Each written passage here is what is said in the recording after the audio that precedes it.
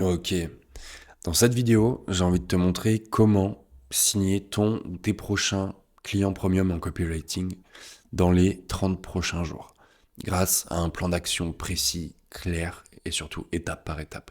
Si tu débarques sur cette chaîne, moi c'est Florent Carrère, je suis le copywriter de certains web entrepreneurs francophones et depuis 2018, j'ai accompagné plus d'une cinquantaine d'entrepreneurs à vendre leurs produits et services en ligne. Aujourd'hui, je me concentre principalement sur l'accompagnement de copywriters, peut-être comme toi, pour les aider à créer une activité finalement qui leur ressemble, stable, durable, rentable, et sans passer leur vie à prospecter ni à se remettre en question pour différentes raisons. Dans cette vidéo, j'ai envie de te montrer comment toi aussi, même si tu débutes, tu peux aller chercher des clients premium avec un plan étape par étape et facile à suivre au quotidien. Je te propose qu'on attaque avec la première partie, comprendre pourquoi c'est si difficile de trouver des clients premium en copywriting quand on débute, quand on se lance. Il y a trois raisons principales. La première, c'est un manque de crédibilité. Déjà, un manque de crédibilité vis-à-vis de soi-même, parce que quand on débute, tu as peut-être tendance à te comparer à d'autres copywriters, tu as peut-être tendance à te dire, OK, qui est-ce que je suis pour facturer tel ou tel service à tel tarif. Et il y a un manque aussi de crédibilité vis-à-vis du marché, parce que finalement, comme tout le monde, hein, quand on se lance, on n'est personne en tant que copywriter, en tant que freelance, et donc il y a ce manque de crédibilité vis-à-vis des personnes qu'on va prospecter. Le truc, c'est que quand tu es copywriter ou quand tu es freelance, et que tu ressens ce manque de crédibilité envers toi-même, c'est quelque chose que tu vas communiquer dans tout ce que tu fais, et notamment lorsque tu prospectes des gens. Le deuxième point, c'est la prospection inefficace, c'est-à-dire prospecter un petit peu la terre entière, envoyer des bouteilles à la mer, en veux-tu, en voilà, et pour forcément peu de résultats, parce que bien souvent les méthodes de prospection sont soit dépassées, soit utilisées par tout le monde, donc de plus en plus de copywriters les utilisent, et donc forcément elles perdent en efficacité. Même si tu prospectes aujourd'hui, bah, c'est moins efficace. Pourquoi?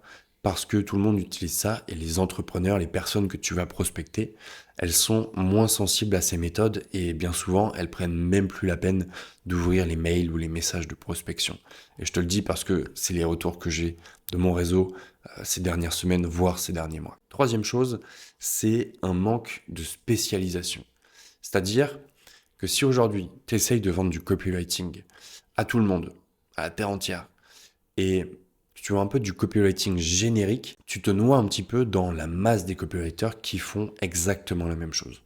Aujourd'hui, il y a un besoin de spécialisation, tout simplement pour une question de signal. Le signal que tu vas envoyer au marché que tu souhaites aider, cibler, mets ce que tu veux derrière ce terme.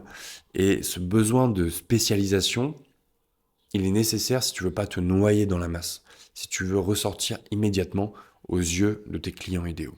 On va voir comment faire dans cette vidéo. Voyons étape par étape le plan d'action pour signer ton prochain client là dans les 30 prochains jours. La première étape, c'est de trouver ton positionnement. Et je te dis positionnement et pas niche. Pourquoi? Parce que c'est deux choses différentes. T'es pas obligé de faire du copywriting pour les mêmes personnes toute ta vie. En positionnement, tu vas aider certaines personnes. Ça peut être des personnes qui se reconnaissent en toi sur les valeurs, sur le copywriting que tu proposes, le type de livrable que tu vas leur faire, et plein d'autres choses différentes. Mais l'idée, c'est que plutôt que de viser tout le monde, tu vas choisir une typologie de personnes ou de business que tu veux aider. Tu veux te concentrer sur un secteur précis. Et par exemple, je peux te donner les SaaS, les e-commerce, euh, les maisons d'édition, les entrepreneurs dans la technologie, dans la blockchain, dans le Web3, les entrepreneurs dans le bien-être, la spiritualité, les entrepreneurs avec un E, c'est-à-dire plutôt être un copywriter ou une copywriter attitré pour les femmes. Tu vois, il y a énormément de choix possibles. Et surtout, je veux que tu retiennes que quand tu te spécialises, tu deviens beaucoup plus attractif pour ton marché. C'est un petit peu l'histoire toujours du chirurgien et du médecin généraliste. On va voir le médecin généraliste pour les petits bobos, mais le jour où il faut une grosse opération, on va voir le professionnel, le chirurgien. Et sache qu'aujourd'hui, tu peux être tenté de te dire, oui, mais il y a beaucoup d'entrepreneurs qui ne sont pas intéressés par des spécialistes. C'est vrai.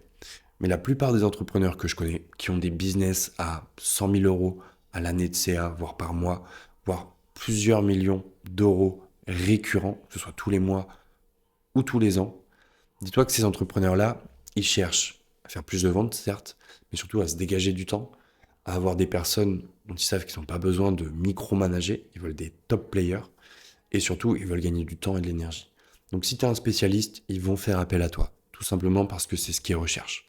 Et si tu arrives à le communiquer, c'est vers toi qu'ils vont aller. Une fois qu'on est bon sur ta niche ou les personnes que tu veux aider, maintenant tu veux te concentrer sur ton offre signature. C'est-à-dire créer une offre suffisamment intéressante, suffisamment attractive pour que les personnes qui te découvrent dans ton secteur, elles se disent putain, c'est exactement de ça que j'ai besoin aujourd'hui, je veux faire appel à cette personne. Je vais te donner un exemple, mais tu peux aller beaucoup plus loin.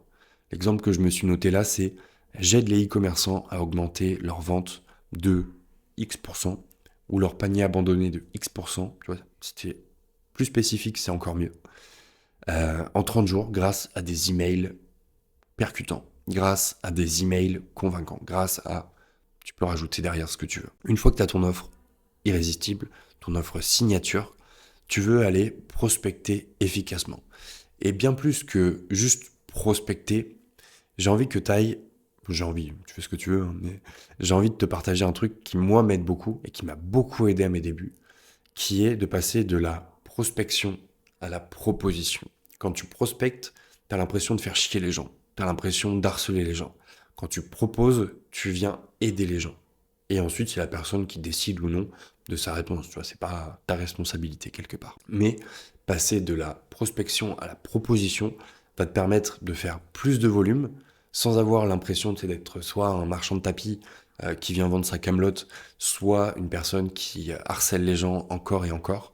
Et tu vas voir que ce petit pas de côté va être très précieux. On était sur la prospection ou sur la proposition. Proposer efficacement. Tu veux te rapprocher donc de ton client idéal pour lui proposer ton offre signature. Ce qui va se passer, c'est que tu vas te demander, tu vas faire des recherches, où est-ce que tu peux trouver ces personnes. Et ensuite, tu vas aller les contacter en leur proposant tes services et pas en prospectant. Mais avant de proposer tes services, tu veux pas juste arriver et dire ah ok, moi j'aide les personnes comme toi à faire ça et est-ce que tu veux qu'on fasse un appel? Non, non. Ce que tu veux faire, c'est d'abord montrer de l'intérêt pour ces personnes. On est dans un business d'humain à humain. Et je te jure, dans les retours que j'ai, la plupart des retours négatifs, c'est des entrepreneurs qui sont en mode bah en fait, la personne m'a prospecté, le message n'était pas hyper personnalisé. Je sais pas vraiment si j'étais juste un nom de plus à cocher dans sa liste ou s'il y avait un réel intérêt pour mon travail. Et donc, bah, j'ai pas donné suite ou j'ai tout simplement pas répondu. Donc, fais de la proposition efficace et surtout de la proposition intelligente. C'est-à-dire, montre aux gens que tu as un intérêt pour leur travail. Montre pourquoi. Peut-être que c'est leur valeur qui te parle. Peut-être que c'est leur dernier contenu. Peut-être que ça, c'est à toi de voir. Ok, et maintenant, avant de te partager le dernier point, si ça t'intéresse en tant que copywriter freelance de signer plus de clients premium dès les prochains jours, sache que je t'ai créé une formation 100% gratuite sur 5 jours que tu pourras trouver dans le premier lien en description. Ok, dernier point pour finir maintenant, c'est le suivi. Les Américains disent que l'argent est dans le follow-up. Je ne pouvais pas te le dire en anglais parce que là, tu vois, je suis un peu malade et mon anglais est fracassé, mais l'argent est dans le suivi. C'est-à-dire que pour créer une relation, pour donner envie aux gens, aux entrepreneurs de travailler avec toi, il faut créer cette relation. Il faut montrer de l'intérêt, comme on vient de le voir, pour leur travail. Et le meilleur moyen de faire ça, c'est de faire du suivi, mais du suivi intelligent. Pas juste, est-ce que tu as reçu mon message? Pas juste, ah ok, du coup, tu veux travailler avec moi? Fais un suivi intelligent. C'est-à-dire qu'en fonction des besoins que tu repères dans le business de la personne, tu peux tout simplement lui envoyer une ressource. Je ne suis pas partisan de la rédaction gratuite quand tu es copywriter, parce que bah, c'est ta matière première et ça doit être réservé à des clients premium. Mais tu peux envoyer des ressources pour les aider sur leur challenge du moment. Ça fait aussi partie de ta recherche de marché, de savoir là, dans le business de la personne, il peut y avoir des besoins. Et ensuite, envoyer des ressources vis-à-vis de ça, que ce soit un épisode de podcast, que ce soit une vidéo YouTube que tu as faite, un contenu que tu as créé. Tout ce qui va faire que ta valeur perçue va augmenter, mais de l'autre côté, ça ne te demande pas énormément d'efforts puisque tu envoies juste une ressource qui est déjà créée. Et le suivi, c'est quelque chose que tu veux mettre en place à chaque fois pour justement rester dans l'esprit des gens et puis créer cette relation qui va faire que le jour où la personne aura besoin de toi, eh bien, elle fera appel à toi parce que bah, t'as pas lâché l'affaire, mais bon, t'as pas été non plus la personne qui insiste, qui insiste, qui insiste, qui est relou et avec qui on n'a pas envie de collaborer. Ok, à ce stade, on a vu ensemble la stratégie béton pour trouver ton prochain client premium en copywriting en moins de 30 jours, les erreurs à éviter, rappelle-toi-en et reviens sur la vidéo si tu as besoin, et enfin, pourquoi tu vas réussir, c'est-à-dire grâce au follow-up notamment. Si tu as envie d'aller plus loin, je t'ai créé une formation gratuite sur 5 jours qui est disponible en description où tu vas avoir beaucoup de conseils mais surtout des méthodes applicables immédiatement pour trouver tes prochains clients en copywriting. Il y a d'autres méthodes dans cette formation et en plus de ça, c'est 100% gratuit. Tu as juste à t'inscrire sur le premier lien en description. Ciao ciao.